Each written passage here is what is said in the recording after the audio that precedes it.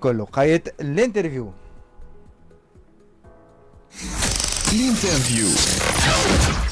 وباش نستقبلوا في حوارنا اليوم 4 ضيوف تبارك الله. مع بداية نبداو برئيس جمعية الحمامات سيد نادر حسونة، محمد ويلي مسؤول فرع كرة السلة بالجمعية، أيزر حوال مدرب كرة السلة والمدير الفني في الفريق، وسيد كمال منقعي بطبيعة رئيس فرع كرة اليد. صباح النور الناس الكل اليوم. مرحبا بكم. مرحبا بكم يا سيدي. جمعية الحمامات اونفان بحذانا في راديو في راديو ميت، وخاصة سيد نادر حسونة أول مرة في الحوار. أول مرة في راديو ميد، وشكرا على الاستضافة ومرحبا بالسادة المستمعين. مرحبا بك يا سيدي. الجمعية شنو أحوال جمعية حمامات؟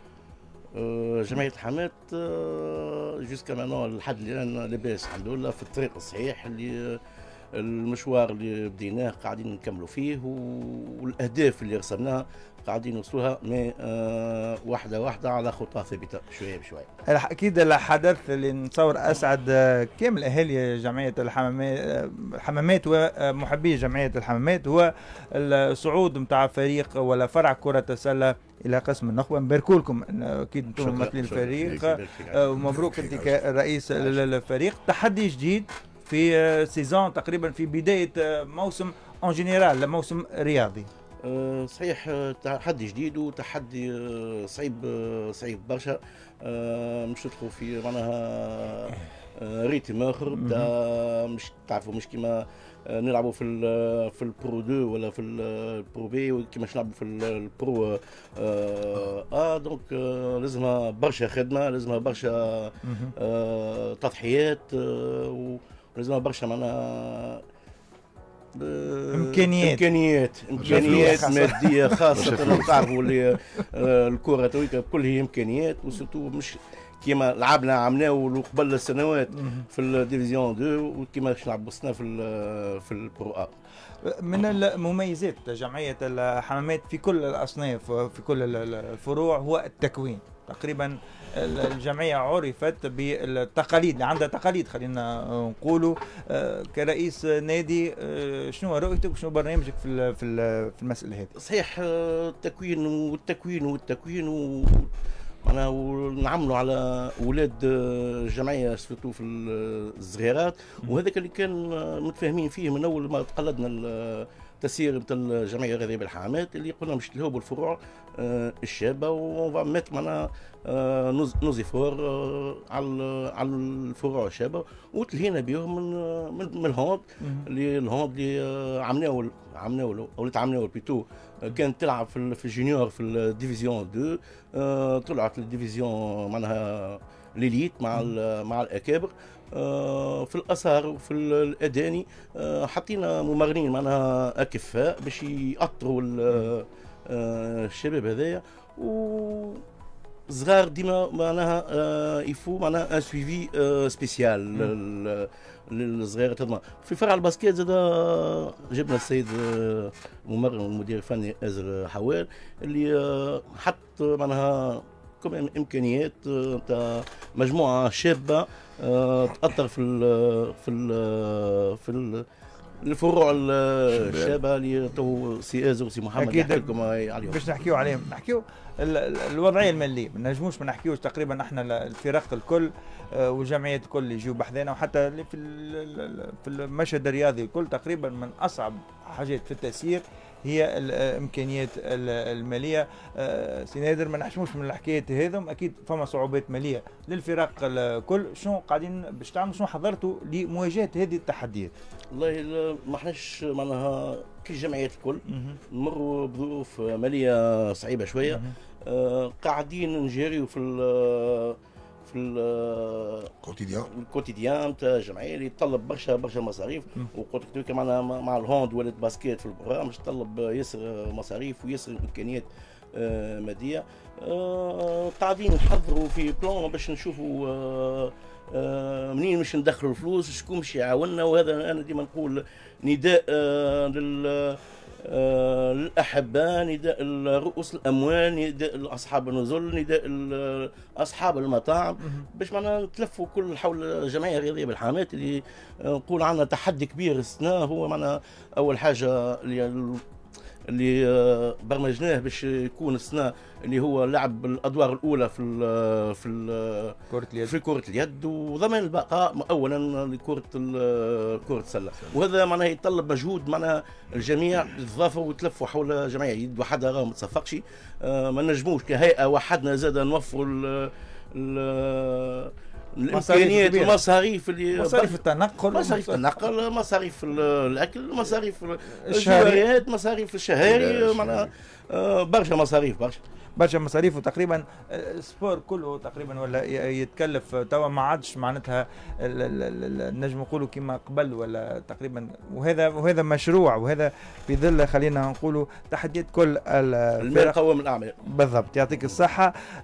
شكرا سي نادر. باش نحكيو على فرع كره السله بطبيعه اللي هو الحدث، صنع الحدث بمروره للبرو A ولعب نجم نقولوا والعوده الى القسم الاول والى قسم النخبه والى قسم المحترفين. سي محمد ويلي، انت مسؤول على الفرع، فرع الباسكيت.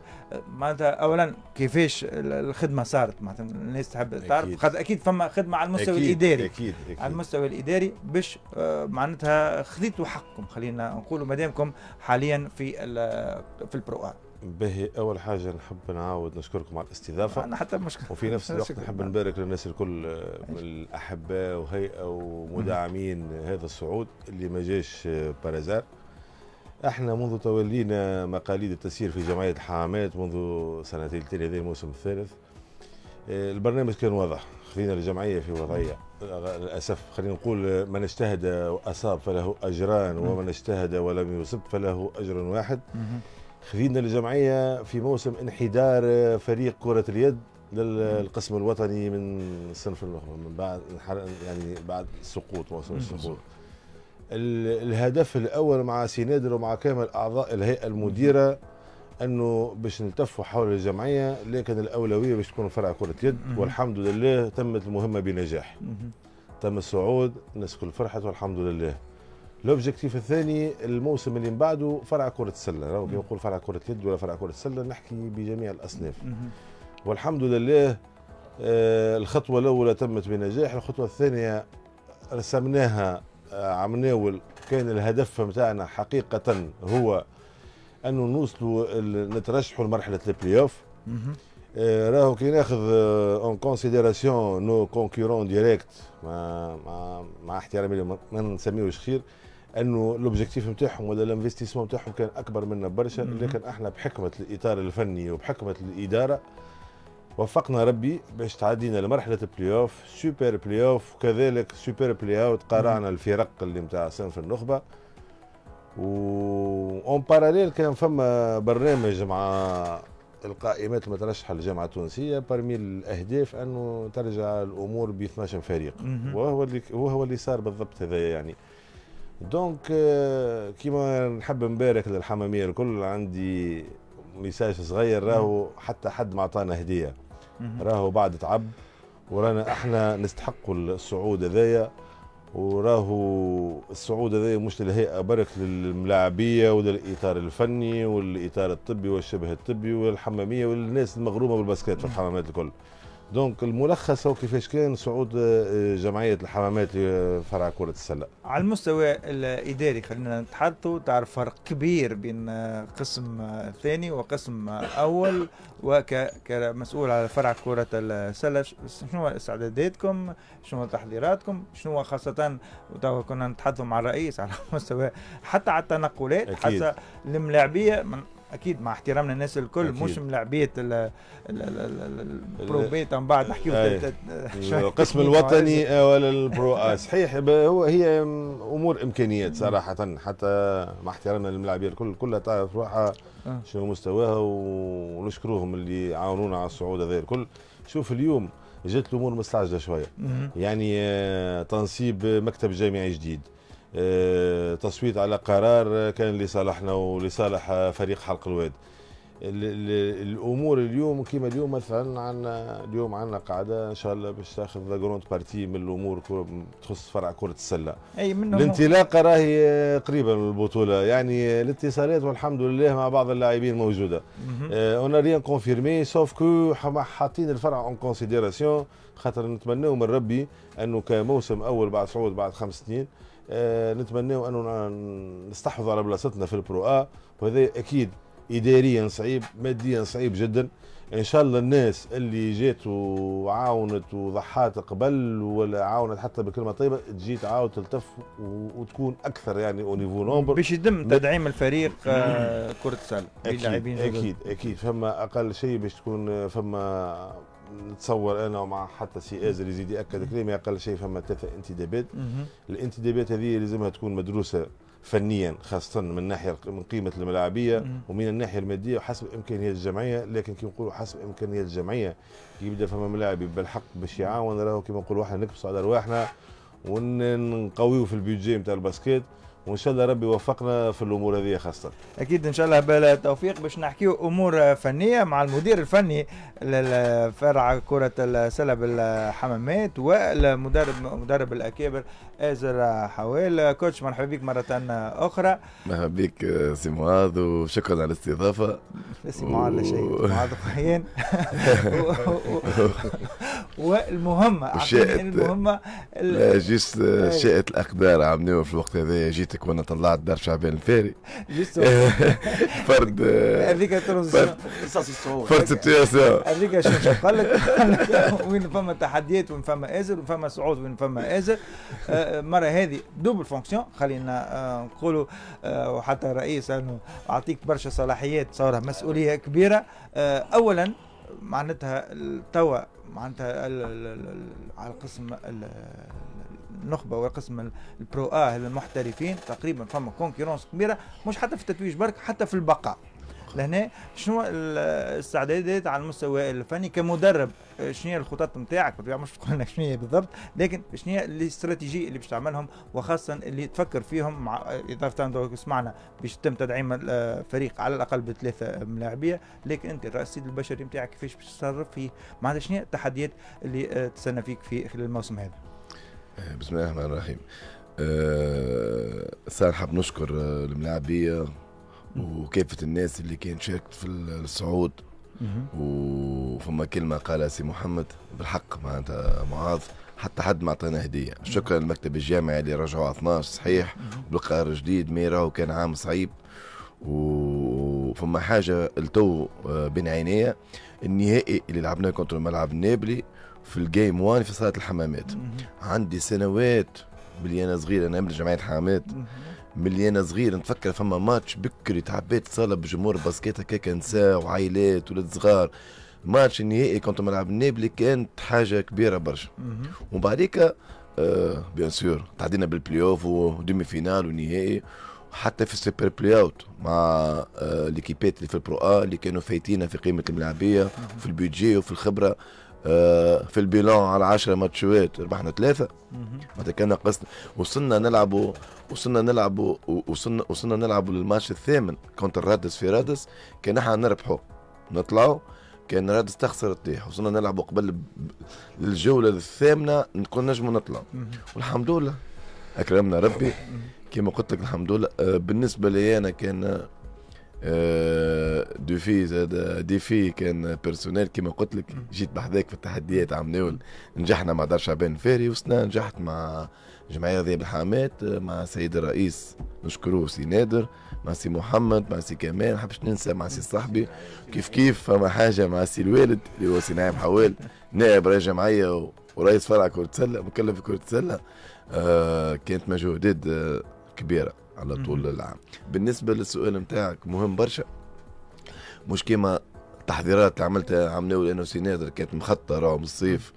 عملنا برشا تحضيرات انا ويا برشا قعدات ما في بالهم بهم حد باش حضرنا الموسم تاع اللي في ديفيزيون 2، وخليناه بشويه بشويه. كنا حاطين اوبجيكتيف بلاي اوف سون ستريس سون بريسيون، ومشينا فيها الخطه هذيك انا وياه ديما بلاي اوف ونحكيو مسالش نصف نهائي ان شاء الله بالكش. ما احنا بيني وبينه كانت عندنا اهداف في الخفاء كما نقول، والحمد لله الحمد لله. السنه كيف كيف جات معناتها تو معناتها قداش عندنا 3 ايام اللي طلعنا معناتها 3 جور. عملنا قعدات انا والرئيس، تو وصلنا لزوز قعدات. فما اتصالات مع بعض الملاعبيه ما غير ذكر الاسامي بيان سور، كل واحد عنده البورتفوي نتاعو. عندي برشا ملاعبيه. لازم يكون اختيار مدروس، واللي باش يجي باش يعاون في البرو، خاطر تحب وتكره معاذ مش نفس الملاعبيه اللي ينجموا ينجحوا لك في القسم الثاني كما ينجموا ينجحوا في القسم. وهذا معمول به في كل الرياضات وكل القسم الاول. مع فما عندنا ملاعبيه عملوا عاولت عليهم اللي هما ابناء النادي اللي هما من الاصناف الشابه. فما شكون لعب كادي عملنا له دوبل كلاسمون كيما ايوب البقديره. فما كيما ادم خضيره مازال في الصنف الاواسط، حتى السنه مازال الاواسط. لعبوا وخذوا عملوا طون جو ومسوا للتيران، وسناش نعاولوا زاده على اولادنا واللي يستحق باش يلعب مع الانتدابات مع اجنبي بيان سور سور لازم اجنبي زاده. دونك الحقيقه معاذ فلوس لازم معناتها. واحنا باش نحكيو بالطبيعه على الامكانيات هذه نجم نقولوا الماليه اللي اكيد يستنوا فيها الناس كلهم، ثم حتى مسيرين وكل شيء. نعرفوا احنا المدرب فما نوع من الكونفور ياسر حوالي اللي هو تلقى عنده رصيد بشري لهنا. اكيد توا ديما راهو شوف الطموحات ديما تكبر. توا كنا قبل في القسم الثاني، توا القسم الاول باش يبداو يحبوا على البلاي اوف ويحبوا ديما هكا. الجمهور ديما طموحاته وسقف طموحاته كبير.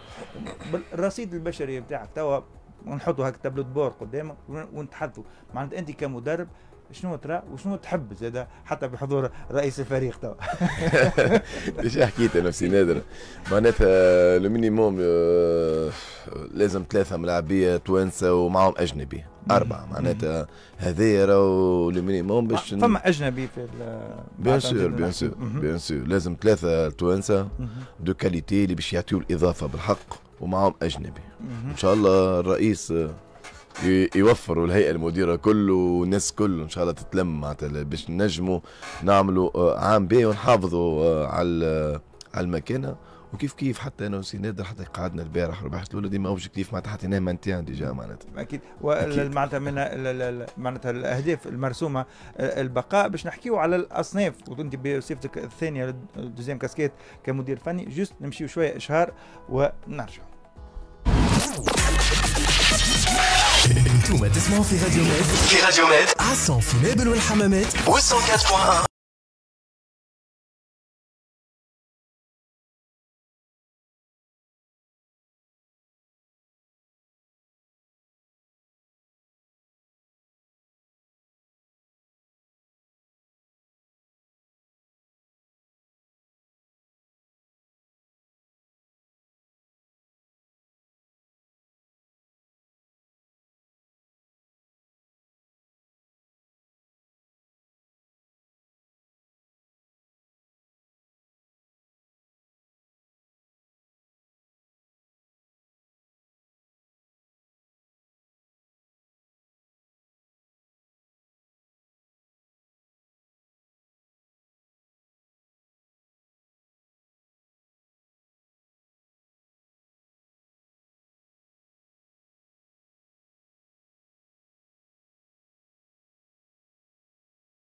ضيوفنا اليوم المسؤولين في الجمعية الرياضية بالحمامات، رئيس النادي السيد نادر حسونة، مسؤول فرع كرة السلة السيد محمد ويلي، إزر حوال المدرب الفرع الأكابر والمدير الفني، والسيد كمال منقعي رئيس فرع كرة اليد. تحدثنا على التحديات والزوبجيكتيف معناتها الموجودة بخصوص البقاء. نحكي على فرع كرة السلة الأكابر بعد مرة أخرى نهنيه كل أحباء الفريق والمسؤولين والملاعبية بالصعود إلى البرو آ وقسم المحترفين. إزر حوال أنت المدير الفني، تو كنا نحكيه في الكواليس. الرئيس كان عنده شانتي يقول لك معناتها تقريبا هو ضمان بقاء اي فريق وضمان لو سورفي نتاع اي فريق، هو البيبينيير نتاعو، هو الامكانيات الشابه نتاعو تقريبا نجم نقولوا مشروع كبير يستنى فيك على مستوى الاداره الفنيه. والله في الاصناف الشابه حطيت ممرنين رجعتهم وكان عندي ثقه فيهم، سي وليد دارج ولا سي اشرف منتصر، وحتى فما جوار زاد لعب عندي سينيور عطيته راني ليكول وختم خدمه كبيره زاد اللي هو حسام بالحاج علي اللي هو مدرب شعبي. كي دخلت عمناول بالحق كانت الاصناف الشابه فما ليكول والمينيم ما كانوش يلعبوا في الكومبيتيسيون. كانوا ظهر لي عامين فما عامين كمين بلاش عامين يتراناو كاو فهمت، يتراناو ما غير الكومبيتيسيون. دونك قلنا لا، فهمت انا والرئيس انا نرجعوا للصنف الاصاغر والاداني والمدارس والاواسط، تو الكاتيجوري كانوا عندنا الكل عملناهم، والكل الحمد لله كانت بالحق. حتى خدمنا خدمه كبيره في الاصناف الشابه، حتى فريق الاواسط عملنا كاردو فينال كوب وكان ينجم يقدم اكثر. فريق الاصناف اللي اصغر المدارس والاداني ديما انا نقولوا نعاود راهو نلعبوا على الفورماسيون مش على الريزولتا. فهمت؟ انا حكيت مع المدربين الفاس عليه ما نحكيوش على الريزولتا، مي في الفاس روتور نجموا نشوفوا تحسنا ولا بالستاتيك وبكل شيء. الماتشوات اللي في الروتور بعد كل خدموا قلت لك ما لعبوش الكومبيتيسيون ما لعبوش الماتشوات كي عملنا فاس عليه صنف المدارس والاداني في الفاس نتاع الاياب تحسنت النتائج، ولاو يلعبوا في ماتشوات باهين، معناتها ظاهره فما خدمه نتاع فرق كبير بين التمارين فقط وبين لي ماتش. فرق كبير تحسوا كان لي ماتشوات سيرتو فرع على الاصاغر اللي هما كادي هكما اللي ما لعبوش في المينيم. دونك هما طلعوا كادي سنة ظاهر معناتها اللاعب اللي كان عنده عامين يترانا في المينيم ما لعبش ماتشوات روحوا في الفرع في الكادي. دونك كانت مهمة مش سهلة الحقيقة، كان شانتي كبير والحمد لله معناتها قمنا بجميع التنقلات.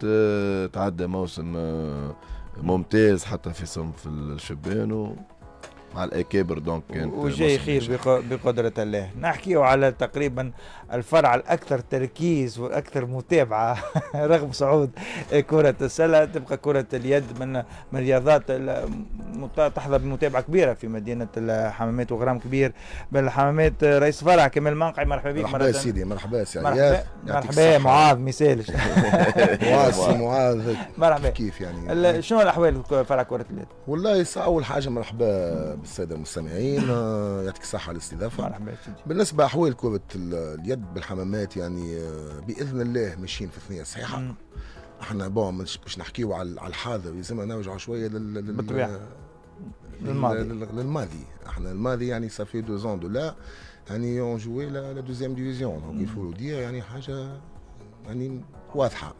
دونك اليوم وين كنا وين صبحنا bon, ce qui peut être constaté finalement اللي هو فما une grande progression بالنسبة لكبر جمعية الحمامات في كرة اليد.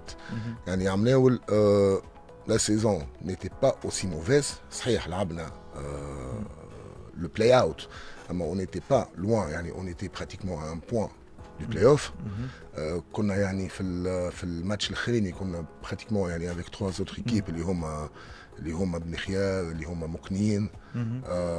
يعني كنا احنا نجموا نلعبوا بلاي اوف كيما كانوا هما نجموا يلعبوا بلاي اوت. دونك بون مالوغوزمون لي سيركونستانس نتاع الجورني الاخرانيه هذيك اللي خلتنا نمشيو بلاي اوت، والحمد لله بلاي اوت يعني ما كان صعيب بالنسبه لنا. كملنا الاولانيين وكملنا يعني بكل صراحه يعني بريحيه كبيره. بون دونك عملوا سيتي لي سيركونستانس كانوا هكاكا والعام بون كان صعيب شويه مي فينالمون تعدى لاباس والحمد لله. سنا بون اوتوماتيكمون من داب قلنا فما بروغريسيون يعني لوبجيكتيف ما عادش البقاء ولا اوبجيكتيف بلاي اوف. وهذا مشروع بالطبيعه. دونك لفريق كان معناتها هز كاس تونس تقريبا في 2012 فريق جاب ملاعبيه كبار تقريبا من اهم ملاعبيه في تاريخ تونس. على الاقل خلينا نقول وائل جلوز هو ابن جمعيه بالطبيعه احنا يعني حمامات راهو اسم بون صحيح، حمامات تعديت فتره صعيبه هذا لا شك فيه، وهذه يعني انا يعني مرتبطه هذه الاغلبيه بالامور الماديه بكل صراحه. يعني ما نتوقعش كان حد حب يضر جمعيه حمامات سواء من الرؤساء القدم ولا من المسؤولين القدم، اما الظروف تاع البلاد والظروف تاع المال كما قال السيد الرئيس المال قوام الاعمال.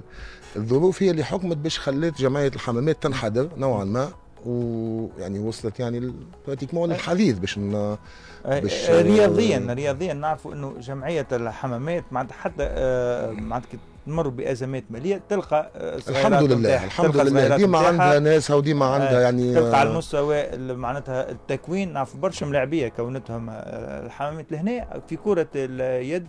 شنو الوضعيه نتاع الوضعيه سهله ياسر. انت كي باش نحكيو على السناسه، اول حاجه انا نحب نشكر الملاعبيه الكل على المردود اللي قدموه ماتش يعني المقابله نتاع النجم الذي الساحلي. صحيح خسرنا 5 بوان مي سافو ريان دير، احنا جوسكا لا 13 14 مينوت براتيكمون يعني كنا بلغه الكره نقول بلغه الهاندبول قلبه بقلبه مع ليتوال، شدينا صحيح ولعبنا ند وما خفناش. النجم الرياضي الساحلي جمعيه كبيره، النجم الرياضي الساحلي عملنا ولعب فينال كوب ولعب فينال شامبيونا. اليوم لعبنا النجم الرياضي الساحلي لعبنا له ند لند، وعملنا مقابله طيبه ياسر. وفما والبارح اكتشفنا يعني ماتش نهار السبت اكتشفنا حارس كبير اللي هو محمد عزيز مامي. اكتشفنا زاده اللي الملاعبي اللاعب الدائره حموده اللي قام بمقابله رائعه جدا.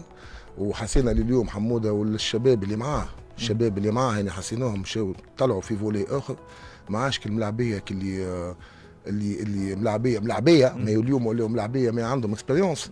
نحكيو على شباب يعني 23 24 مانيش نحكيو على ملاعبيه 30 31 و 35 نحكيو على ولاد صغار تبارك الله عليهم يعني شبعوا كره في 3 سنين ولا في ال4 سنين الاخر هذيا كانوا من صنف الاكابر. واليوم انا نتوقع اليوم فما بدايه جديده مع جمعيه حمامات. اليوم عندنا نوايو كنت تتذكروا انتم 4 التالي جمعيه حمامات اواسط هز الدوبلي كوب وشامبيونا، ونفس الملاعبيه اللي كانت موجوده في الدوبلي نفس الملاعبيه اليوم ما زالت موجوده، ما زالت قائمه الذات. فهمت؟ ومع الملاعبيه هذوما يعني احنا السنه دعمناهم بملاعبيه يعني ممتازين حق متربي.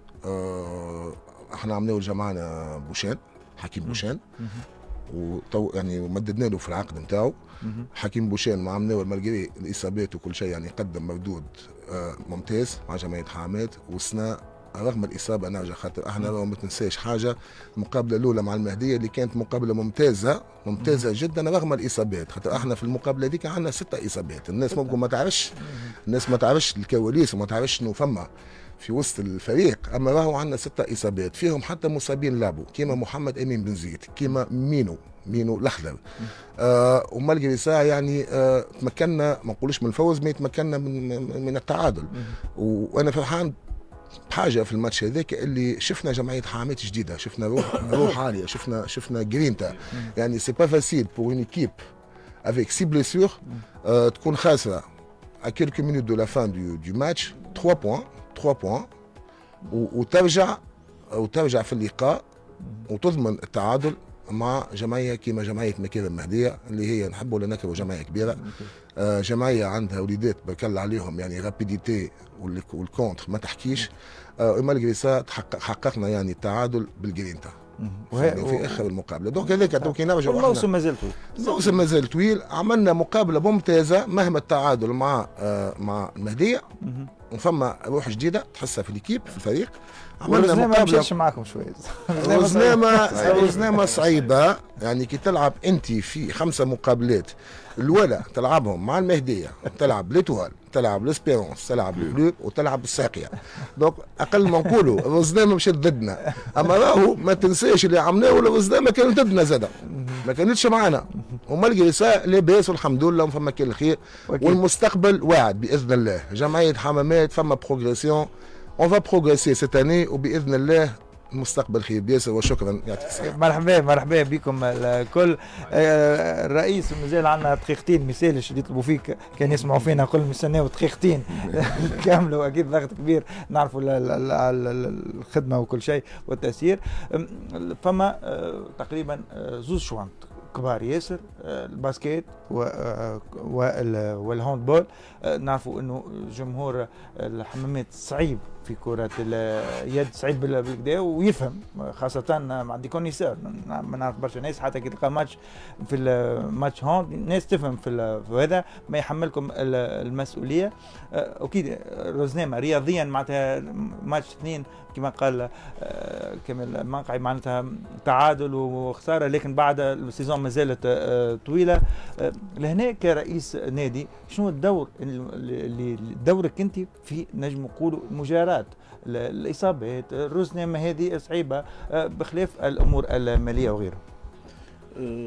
شو احنا قبل ما نبداو اي موسم تقريبا نتلاقاو مع الاطار الفني، نحطوا لي زوبجيكتيف نتاعنا باش ما يقولوش معناها جمعيه تخدم من غير اوبجيكتيف، من غير تسطير للسيزون المستقبل وين نحبوا وين شنوسو، باش يكون واضح. احنا السنه قاعدين مازلنا نقعدوا مع السيد المدير الفني، وقعدنا مع سي فراس بن فرج ومع سي خميس مامي، سطرنا وين باش نحبوا نوصلوا. وقبل ما نسطروا بيان سور جاوني يحكيوا معايا شنو يحبوا لي ريكروتمون اللي حاجتهم بهم، واحنا نحطوهم معنا نهيئوا لهم الظروف الممتازه، ومن بعد نتحاسبوا ونحكيوا بالمرحله. وجا نقول لك اي استمرار اي نجاح في اي جمعيه ما يكون معناها النجاح نتاعها الا بالاستقرار لا كونتينيتي نتاع ستاف تكنيك. معناها انا اعطيت الثقه في سي فراس وسي خميس، وقبله كان سي يمين خذيره اللي سطرناه مش برشا مسؤولين في تونس كرهوا اللي سطرنا. لا نصبروا اجي نقول لك تو نحكيو على معناها نحكيو على مثلا بدايه موسم روزنامه صعيبه، صحيح روزنامه وحاكين فيها روزنامه هذه نقطه نحب نحكي فيها. احنا راهو شوف هيئه مديره راهي لا كونتينيتي نتاع هيئات سابقين، ماناش راهو جينا احنا من السماء هيئه مديره وما كيفنا حد. احنا باش نعرج على كلمه اللي هي فراس بن فرج وامينه خذيره وقت اللي شدوا زمام الامور بجمعيه الحمامات في موسم النزول، في موسم يعني اللي لعبنا في الديفيزيون 2 في القسم الثاني. احنا كملنا ما قام به الهيئه المديره السابقه على راس السيد رضي الحوم. احنا السيد رضي الحوم جاء لسي امين وسي فراس وقت اللي صايب باش نطيحوا، نزلوا 3-4 ماتش وطايحين. جاء قال لهم الاولاد كملوا انتوما سيزون. انت كمدرب كان جيت مدرب ما تقبلش، حتى مدرب ما يقبل، زوز هذوما قبلوا وتحملوا المسؤوليه وقيدوا نزول جمعيه حامات على ظهوراتهم.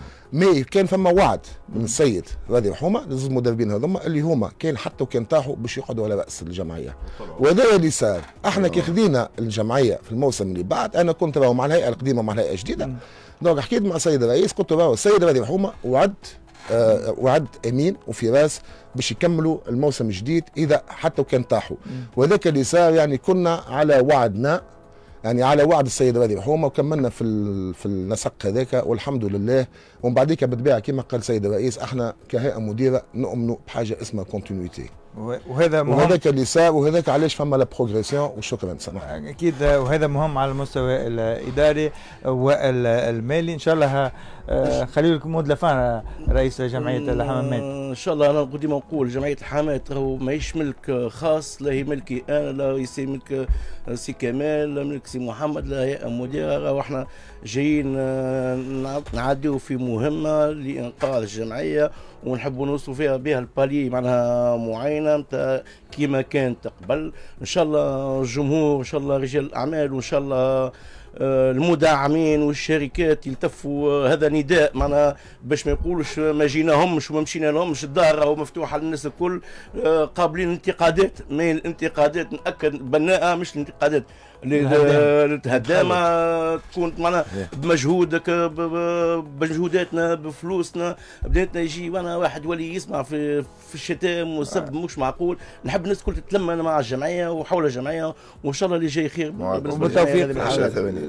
10 ثواني نحب نقول حظ موفق للمكتب الجامعي الجديد، وحاجه خاصه الحماميه. عندنا عضو جامعي اللي هو طارق حسونه اللي هو في مكتب جديد نتاع سي سفيان ونتاع اللاعب الاسطوري هو صالح الماجري، ونتمنى لهم حظ موفق وكان وانا فرحان برشا اللي فما شكون من حمامي اللي هو طارق حسونه معاهم في المكتب الجامعي. شكرا للناس الكل. نادر حسونه رئيس جمعيه حمامات، محمد ويلي مسؤول فرع كره السله بالنادي، ازر حوالي المدرب الكابر، كامل منقعي رئيس فرع كره اليد. كنتوا اليوم ضيوفنا في البرايم تايم.